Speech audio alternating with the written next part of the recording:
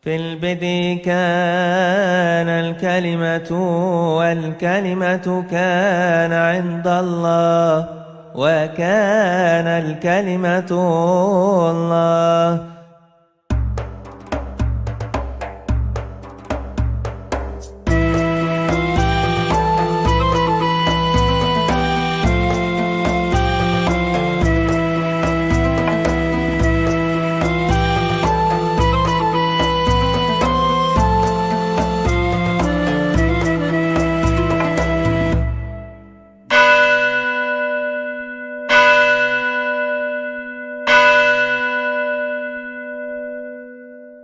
Nah, saudara-saudara, kalau kita melihat narasi kitab suci tentang Abraham, pemanggilan Abraham diawali dari Alkitab yang dicatat dalam Kejadian pasal 12, di mana Abraham diperintahkan oleh Tuhan untuk meninggalkan negerinya, meninggalkan tempat kelahirannya ke suatu tempat yang akan ditunjukkan kepadanya.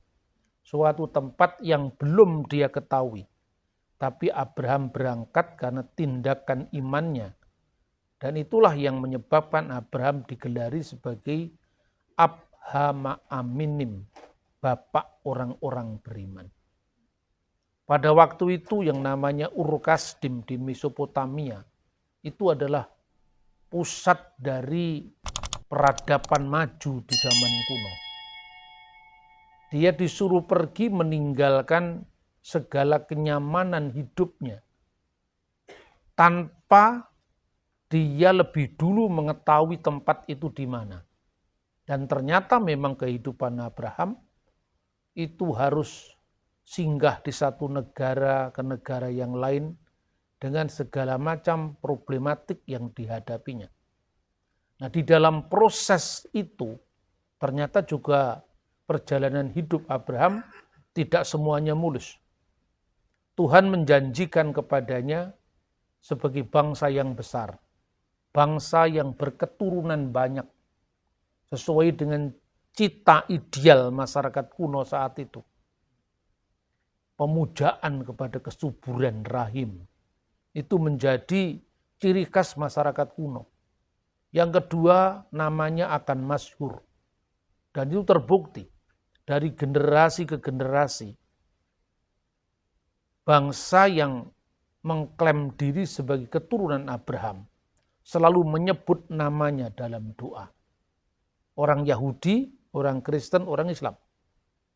Orang Yahudi sebagai keturunan Abraham, dari Ishak dia selalu berdoa, Baruch atah Adonai Elohenu melek ha'olam, Elohi Abraham, Elohi Yitzhak, Elohi Yaakov. Allah yang disembah itu adalah Allah yang disembah Abraham, Allah yang disembah Ishak, Allah yang disembah Yakub. Perjanjian baru menggenapi apa yang dinubuatkan dalam seluruh perjanjian lama. Bahwa janji kepada Abraham selain masyhur menjadi berkat. Yang memberkati dia akan diberkati, yang mengutuk dia akan dikutuk, dan olehmu semua kaum di muka bumi mendapatkan berkat. Inilah yang disebut the messianic blessing, berkat Mesias, keselamatan bagi seluruh umat manusia. Dan ketika Yesus menggenapi itu, maka ayat Alkitab pun juga diawali dengan menyebut penggenapan sebagai putra Abraham. Sefer Toledot Yesua Hamasiah ben David ben Abraham. Inilah silsilah Yesus Kristus, anak Daud, anak Abraham. Orang-orang Arab mengaku diri sebagai keturunan Abraham dari Ismail. Akhirnya melahirkan agama yang namanya Islam. Dalam sholat mereka juga selalu nama Abraham itu disebut kama sholaita ala Sayyidina Ibrahim wa ala ali Sayyidina Ibrahim. Artinya apa? Teks Alkitab ini digenapi, namamu akan masyhur. Kamu akan berketurunan banyak. Tetapi lewat peristiwa yang cukup panjang dalam hari-hari kehidupannya, janji Tuhan itu belum digenapi. Sampai-sampai dalam Kejadian pasal 15, Abraham mungkin setengah protes. Haruskah Eliezer orang Damaskus itu yang akan menjadi pewarisku? Tuhan katakan tidak. Lalu disuruh keluar mereka dari rumahnya, melihat bintang-bintang di langit. Hitunglah jikalau engkau bisa menghitungnya, itu nanti keturunanmu. Pasal 16 dikisahkan Sarah yang tidak sabar. Jadi ketika Abraham sudah merasa mantap bahwa janji Tuhan pasti genap. Sekarang ganti istrinya. Engkau tahu, Tuhan tidak memberiku seorang anak. Karena itu ambillah hambaku itu, supaya aku mendapatkan anak dari dia. Hambaku orang Mesir, yang namanya Hagar. Ini sesungguhnya tindakan untuk bertentangan dengan panggilan Abraham sendiri. Tinggalkanlah negerimu itu bukan sekedar meninggalkan batas-batas geografis, tapi juga meninggalkan budaya, tatanan hukum, perilaku, kehidupan sehari-hari yang tidak sesuai dengan rencana Tuhan. Apa itu? Di masyarakat kuno Mesopotamia, perempuan itu warga kelas 2. Karena itu apabila seorang laki-laki menikah dengan seorang perempuan, sama-sama orang merdeka. Karena waktu itu masih zaman perbudakan. Perempuan merdeka ini tidak bisa memberikan anak pada suaminya. Maka dia boleh meminjam rahim seorang budak. Agar dia memperoleh anak dari budaknya tadi. Dan itu yang dilakukan oleh Sarah. Tetapi saudara-saudara lewat undang-undang itu, jadi undang-undangnya juga ditemukan, namanya Undang-Undang Lipit Estar, The Lipit Estar Code. Dan ketentuan semacam itu masih berlaku nanti misalnya di dalam Undang-Undang Hammurabi, itu setelah zaman Abraham. Apabila sang hamba tadi punya anak dari suaminya tadi, maka hamba tadi akan menyerahkan anak itu pada nyonyanya. Dengan satu syarat, itu menurut ketentuan undang-undang. Anak tadi harus lahir di rumah sang nyonya. Kenapa? Karena waktu itu belum ada tes DNA. Jangan-jangan itu bukan anak suaminya gitu loh. Paham nggak? Itulah sebabnya maka di dalam Alkitab dijelaskan. Akhirnya toh Hagar hamil. Ya setelah Hagar hamil, naluri seorang perempuan itu juga merasa bahwa ya sekalipun saya bukan perempuan merdeka, saya mungkin tidak secantik Anda, tapi saya lebih muda. Saya bisa punya anak sementara kau mandul. Dan kemandulan bagi masyarakat Timur Tengah kuno adalah aib. Itulah sebabnya kenapa Sarah rela suaminya harus dibagi sama budaknya. Padahal di situ ada egoisme. Karena apa? Anak itu nanti statusnya menjadi anaknya. Hukum kuno memberikan solusi. Ketika anak itu lahir di rumah sang nyonya, maka ketika anak itu baru keluar dari perut ibunya, itu diterimakan kepada sang nyonya, bukan kepada ibunya. Dan sang nyonya tadi mengatakan, engkaulah anakku, dan pada hari ini aku memperanakkan engkau. Saat itu anak itu jatuh sebagai anaknya sang nyonya, bukan anak ibunya sendiri.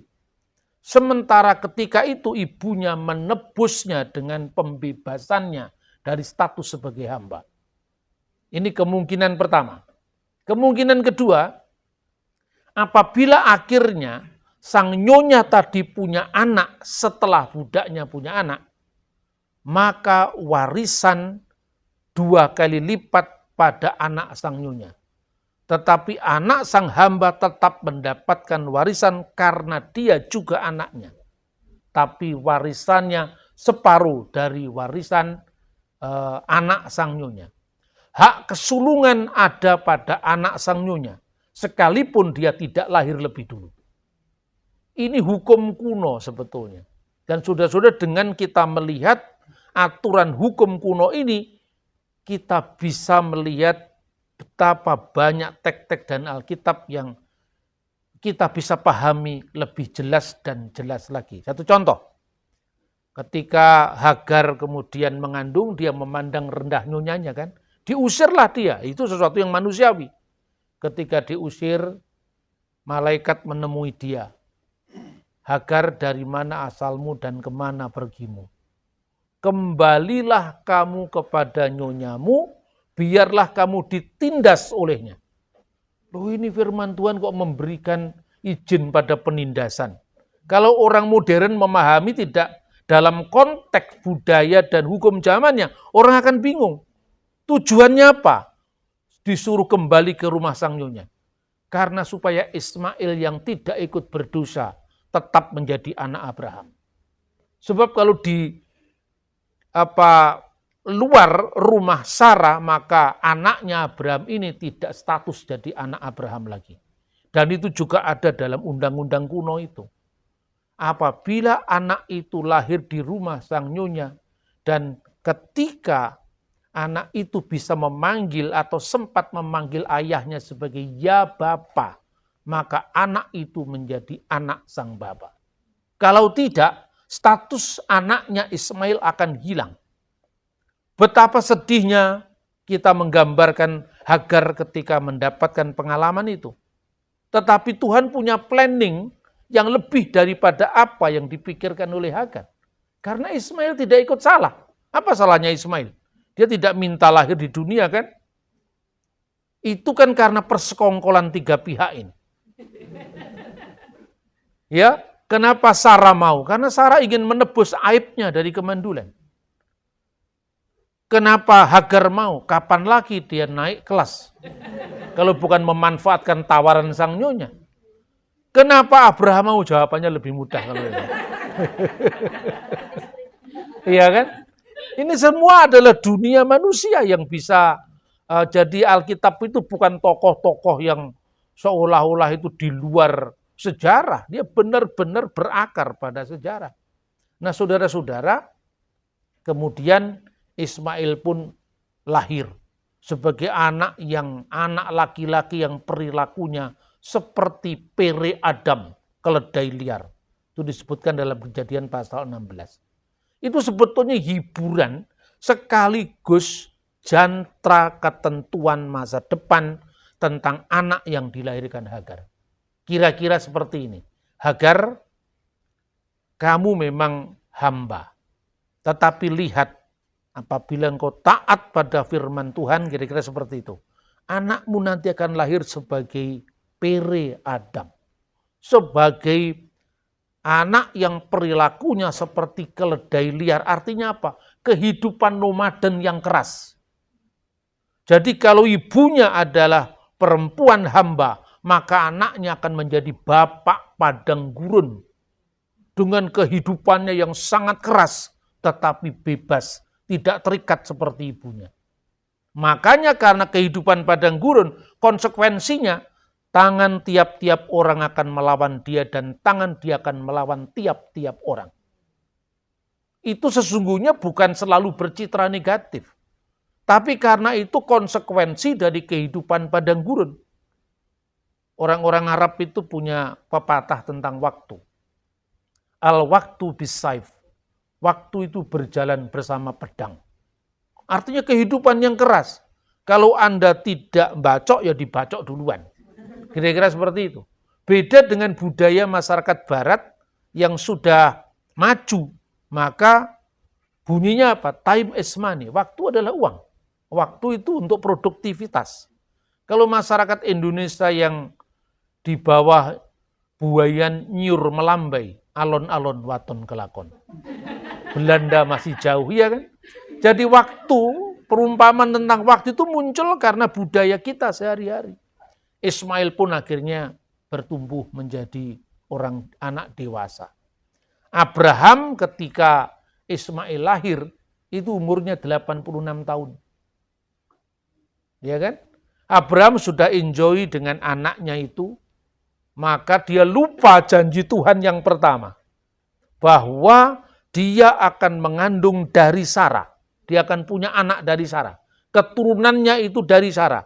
Jadi keturunan yang dijanjikan menjadi bangsa yang besar, olehmu semua kaum di muka bumi akan mendapatkan berkat, itu bukan dari Hagar. Karena Hagar tidak difirmankan Tuhan sebelum kejadiannya. Sarah sudah ditentukan dalam pasal 12. Ketika itu kan Hagar belum hadir dalam kehidupan rumah tangga Abraham. Biarlah Ismail ini hidup di hadapan hadiratmu. Tapi Tuhan mengatakan tidak. Yang disebut keturunanmu dari Sarah. Tetapi karena Ismail itu juga anakmu, maka dia tetap menjadi bangsa yang besar. Jadi janji itu kalau dipilah menjadi bangsa yang besar, diberikan pada Abraham, juga diberikan kepada Ishak, juga diberikan kepada Ismail, juga diberikan kepada Yakub. Tetapi untuk teks yang berbunyi terakhir, ayat terakhir dari ayat 3 pasal 12, olehmu semua kaum di muka bumi akan mendapatkan berkat. Anda cari di Alkitab, tidak untuk Ismail.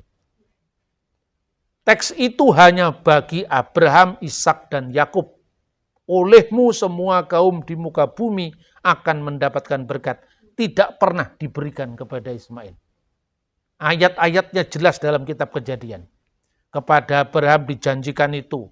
Setelah Abraham mengorbankan Ishak karena imannya, janji itu diulangi, oleh keturunanmu semua kaum di muka bumi akan mendapatkan berkat di Kejadian 22. Kepada Ishak juga seperti itu. Kepada Yakub juga seperti itu.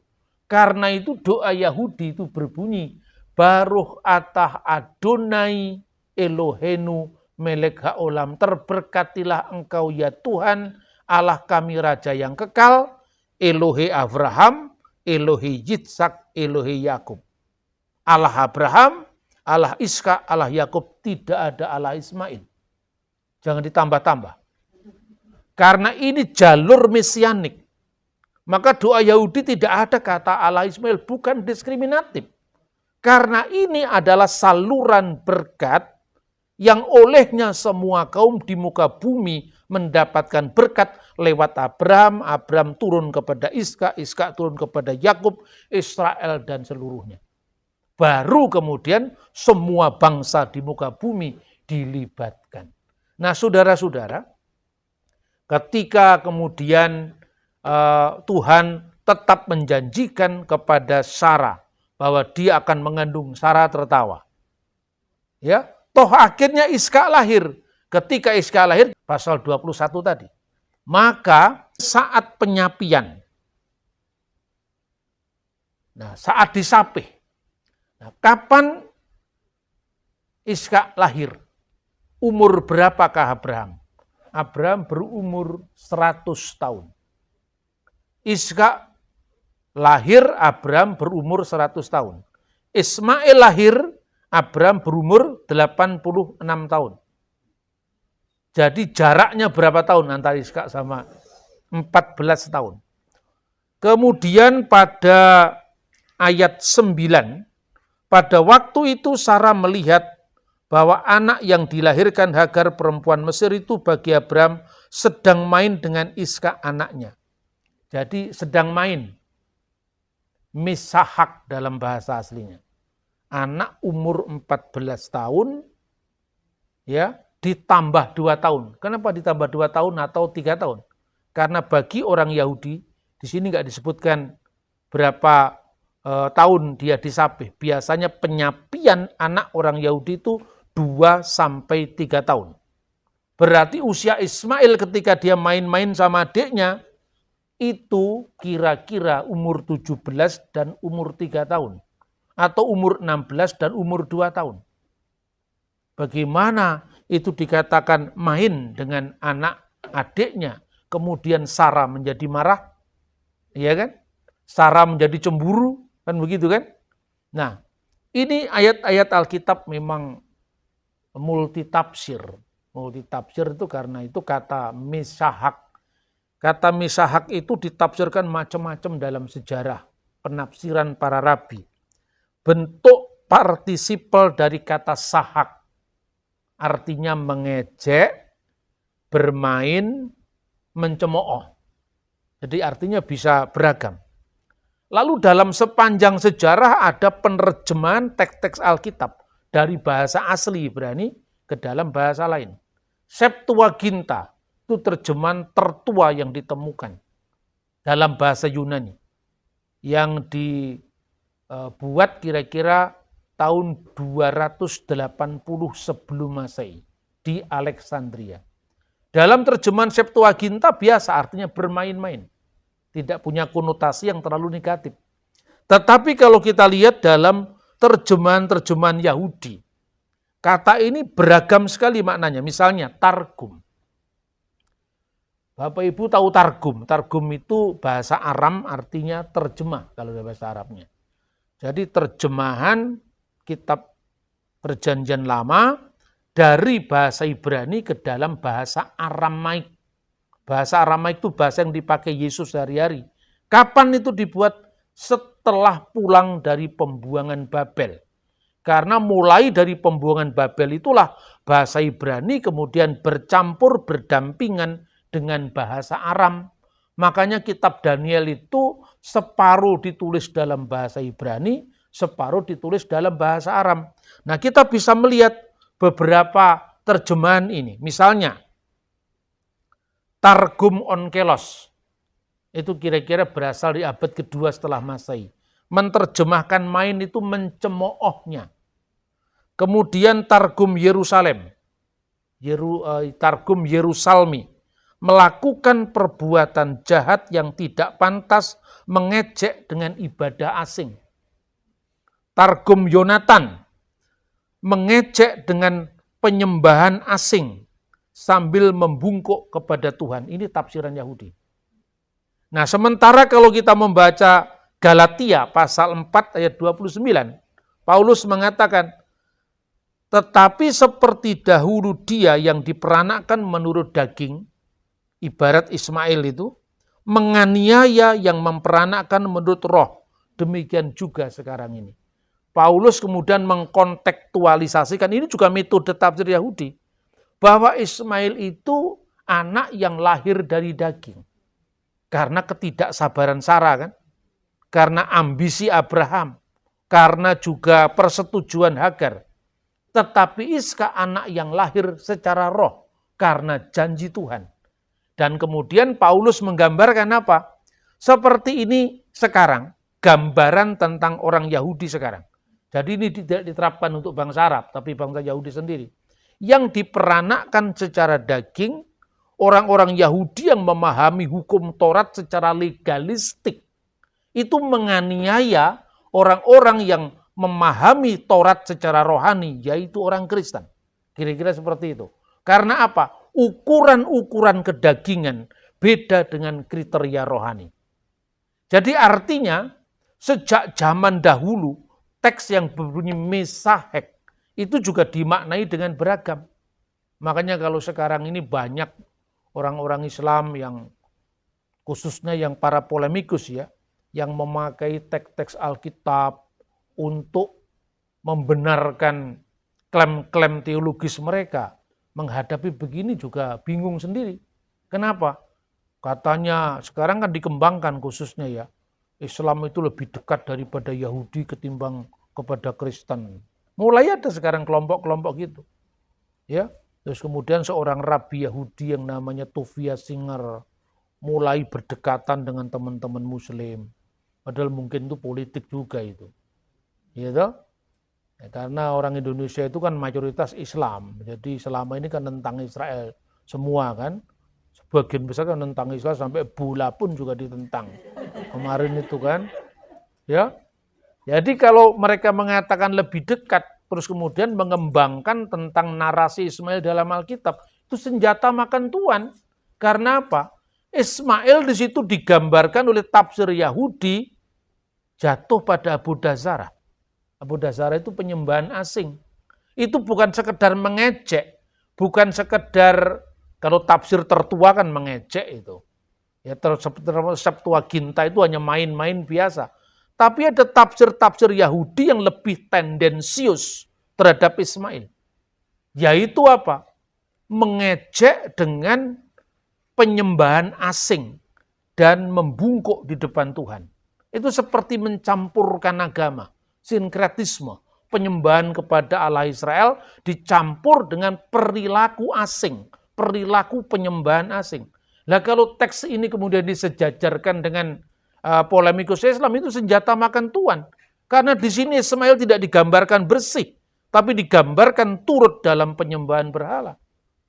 Nah kemudian saudara-saudara, ketika itu Sarah kan mengatakan usirlah anak itu, hamba perempuan itu beserta anaknya. Dia tidak mau mewaris bersama dengan bersama dengan Ismail, anaknya itu. Kemudian apa yang terjadi? Kemudian Abraham sebal, tentu hati seorang bapak bagaimanapun juga anaknya diusirkan juga sebal hati kan. Tapi kenapa Tuhan mengatakan jangan sebal hatimu Abraham? Apa yang dikatakan oleh Sarah itu supaya dipenuhi.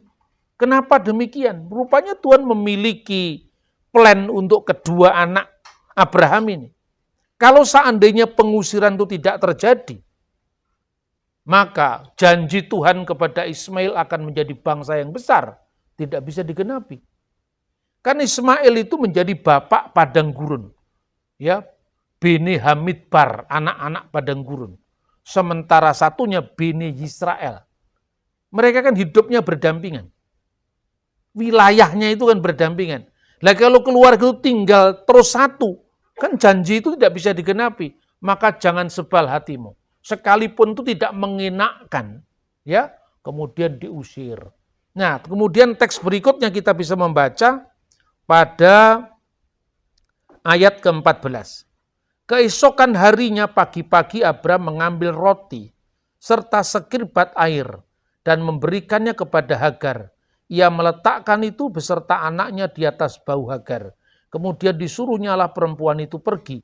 Maka pergilah Hagar dan mengembara di padang gurun Berseba.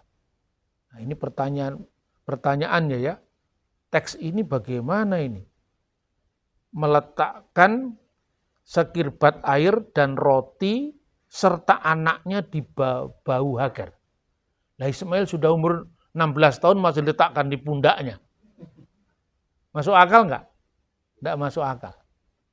Lalu orang menyerang Alkitab ini. Padahal sebenarnya memang maknanya bisa dua. Artinya apa? Memberikan roti dan sekirbat air dan anaknya itu. Teksnya hanya begitu. Itu bisa berarti roti dan sekirbat air secara jasmani, artinya physically, diberikan di atas bahu Hagar. Dan tanggung jawab terhadap anaknya ini juga terletak di bahu Hagar. Karena dia tidak punya bapak. Maka ibu akan menggantikan posisi bapak sebagai single parent. Itu makna yang pertama. Dan itulah makna yang dipilih oleh Lembaga Alkitab Indonesia dengan terjemahan baru. Tapi kalau Anda membaca teks ini, Alkitab terjemahan baru edisi 2. Ya, ini bunyinya menjadi seperti ini.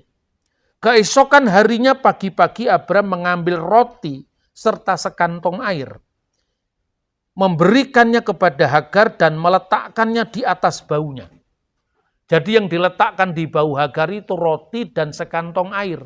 Lalu bersama anak itu disuruhnyalah pergi. Hagar kemudian pergi dan mengembara di padang gurun Berseba. Kok bisa Alkitab diubah-ubah loh? Yang diubah-ubah kan bukan Alkitab. Yang direvisi itu terjemahan. Ini seringkali banyak orang-orang polemik itu mengatakan Alkitab kok diubah-ubah. Teks aslinya tidak berubah. Teks aslinya berbunyi demikian. Wa yaskem Abraham baboker. Maka bangunlah Abraham pagi-pagi benar. Wazikah lechem dan diambilnya roti. Wahemet mayim dan sekirbat air. Wayiten el Hagar dan meletakkan pada Hagar sam al sikmah di atas baunya. Weet hayelet dan anak itu. Di atas baunya tadi roti dan sekirbat air. Dan anak itu bersama ibunya disuruh pergi. Karena kata hayelet itu setelah roti dan air. Nah ini memang rumit yang seperti ini. Tapi daripada nggak diceritakan, lebih baik saya ceritakan. Ya kan? Jadi terjemahnya dua-dua benar. Kalau diletakkan di atas bau Hagar itu roti, sekirbat air, dan anaknya, maknanya roti dan sekirbat air diletakkan di bau Hagar secara fisik. Anaknya diletakkan di bau Hagar sebagai tanggung jawab seorang ibu yang mengasuh anaknya sendiri. Dan itu terbukti apa? Sampai tuntas Ismail dinikahkan dengan perempuan Mesir sesuai dengan pilihan ibunya. Jadi tugas bagi seorang Timur Tengah kuno, khususnya orang Yahudi, atau yang diperistri oleh orang Yahudi atau di Timur Tengah kuno seperti bapak-bapak leluhur. Seorang anak laki-laki itu bisa bebas dari keluarga bapak ibunya ketika dia menemukan seorang perempuan dan menjadi satu daging adanya. Itu selesai tugas orang tua. Dan tugas itu diemban oleh Hagar sebagai single parent. Nah, saudara-saudara, tapi namanya tafsir itu macam-macam ya. Tafsir itu kan kadang-kadang berkembang sesuai dengan zaman. Nah, kita kan telusuri tafsir-tafsir itu. Pada kira-kira abad-abad pertama Masehi, itu nama Ismail itu masih netral. Tapi kemudian bangsa Yahudi waktu itu kan ada konflik dengan orang Edom. Ya, kadang-kadang konflik dengan orang Arab gitu. Itu mempengaruhi tafsirnya. Nah, makanya tafsir itu tidak mutlak. Yang mutlak ini firman Tuhan ini. Karena firman Tuhan tidak mengucapkan apa-apa. Apakah benar Ismail menyembah berhala? Tidak ada teksnya di situ. Bahkan kalau kita lihat naskah-naskah kuno Alkitab termasuk terjemahan Septuaginta, tidak ada kesan Ismail menyembah berhala. Tapi kenapa muncul Ismail menyembah berhala ini? Ini kan tafsiran para rabi. Makanya saya bilang, kalau ada polemik Islam suka dengan ayat ini, dikait-kaitkan dengan Ismail dan jurusannya nanti kepada Nabi Muhammad, itu senjata makan tuan. Karena di sini Ismail tidak digambarkan berakidah bersih, tapi turut dalam penyembahan berhala. Ini kalau yang diambil tafsirnya para rabi tadi. Nah, apa yang dikatakan di sana? Abodazara, dengan penyembahan ilah-ilah asing. Dan kata mengembara, itu ada rabi juga yang menafsirkan jatuh pada penyembahan berhala. Lalu muncul sebetulnya problem utamanya apa teks itu? Utamanya begini. Pertama, orang Yahudi ingin memberikan sebuah solusi dalam komentari Alkitab mereka. Dan itu tentu karena zaman berbeda ya, situasinya berbeda. Memberikan kepada pergumulan teologis mereka. Artinya Israel jangan bercampur dengan bangsa-bangsa lain. Karena itu akan tidak menjaga kemurnian teologis mereka. Makanya selalu ada batas supaya jangan ada percampuran dengan orang Edom atau orang Arab. Satu. Kedua, bagaimanapun juga kan Ismail itu anaknya Abraham. Tuhan juga memberkatinya sebagai bangsa yang besar. Secara moral, kira-kira para rabi itu juga melihat bagaimana kira-kira nasibnya Hagar di pengembaraan itu. Lalu muncul tafsir satu pihak yang pertama tadi supaya Israel tidak campur baur dengan bangsa lain, kekudusannya harus dijaga. Tapi yang kedua, moralitasnya harus ramah terhadap semua orang. Keadilan harus diperjuangkan. Makanya muncul tafsir bahwa rekonsiliasi terhadap Ismail harus dilakukan. Itulah kemudian nanti ada buku tafsir Yahudi, namanya itu adalah Pirkei de Rabbi Eliezer. Itu kira-kira setelah zaman abad kedua. Namun demikian, penulisan teks-teks Yahudi itu mengalami perkembangan. Sumber pra-Islamnya ada, ya. Kemudian ketika zaman Islam, para rabi kan masih menulis-nulis itu sampai abad 11. Itu masih ada tafsirnya Razi, tafsirnya Rambam. Itu kemudian ada tantangan baru lagi. Teks Alkitab itu kemudian dikontekstualisasikan dengan tantangan baru. Maka satu, Jangan dekat, jangan bercampur, jangan berbaur, jaga kekudusan Israel di tengah bangsa lain. Yang kedua, rekonsiliasi sesama keluarga Abraham harus dilakukan. Maka timbul suatu cerita. Cerita ini tentu tidak historis. Anda tidak percaya tetap bisa masuk surga. Ya kan? Ceritanya begini dalam Pirkei de Rabbi Eliezer. Pirkei itu pasal tentang Rabbi Eliezer. Digambarkan begini. Suatu saat Abraham itu ingin mengunjungi anaknya Ismail. Tapi Sarah berpesan, kamu boleh mengunjungi anakmu, tapi jangan turun dari onta. Sapa saja, cemburu itu. Ada kecemburuan. Ini seperti drama saja itu. Kemudian Abraham datang kepada Ismail di kemahnya. Benar Abraham tidak turun dari onta. Di sana ditemui istrinya Ismail. Namanya pun dikarang-karang. Nama istri Ismail itu adalah Aisyah. Apa ya ada kira-kira tahun 1900 sebelum Masehi ada orang namanya Aisyah. Itu kan setelah zaman Islam itu. Berarti buku ini sudah mengalami kompilasi penyesuaian pada zaman setelah Islam.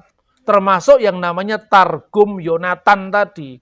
Yang mengatakan menyembah berhala dengan membungkuk di depan Tuhan tadi. Ya kan? Nah kemudian istrinya Ismail itu menemui Abraham.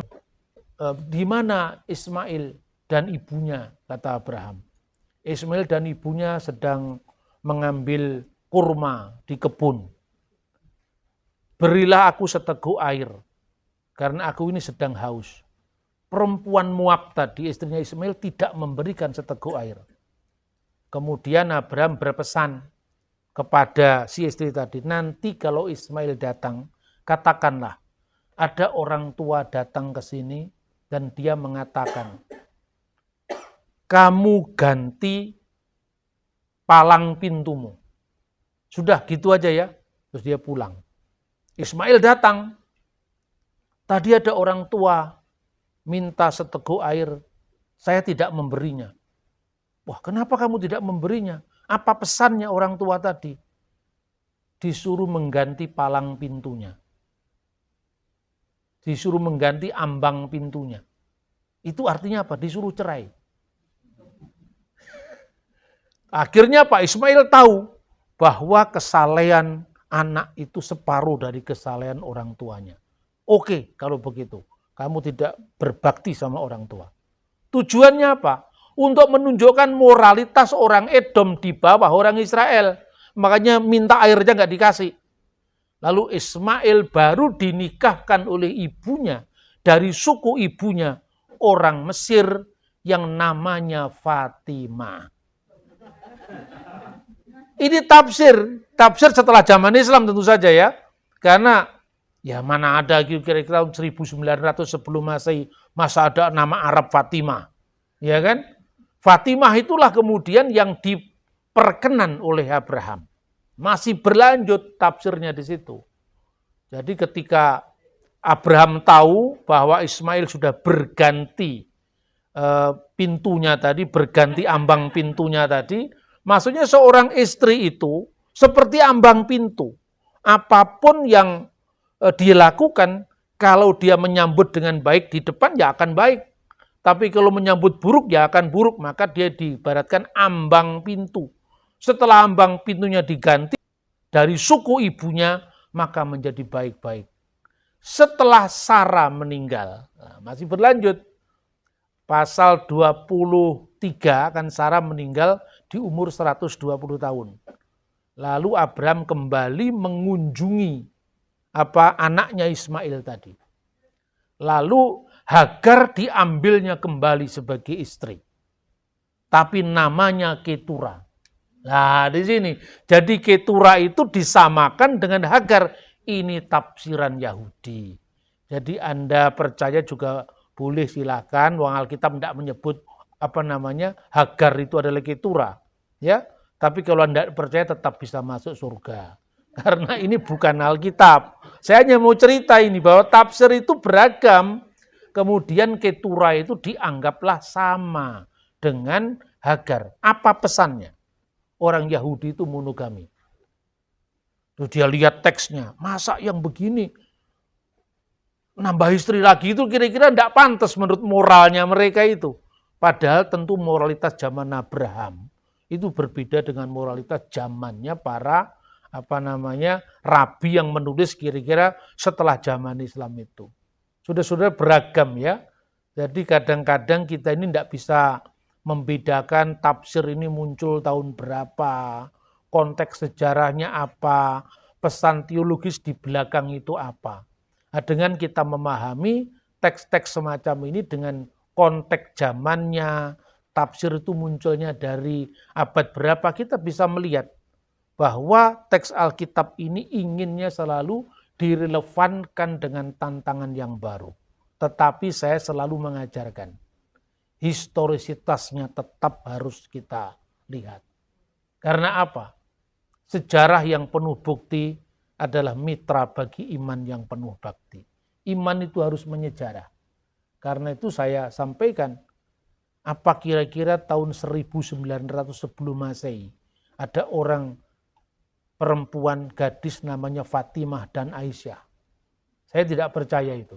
Itu berarti teks itu muncul paling tidak setelah hubungan Yahudi dengan Arab.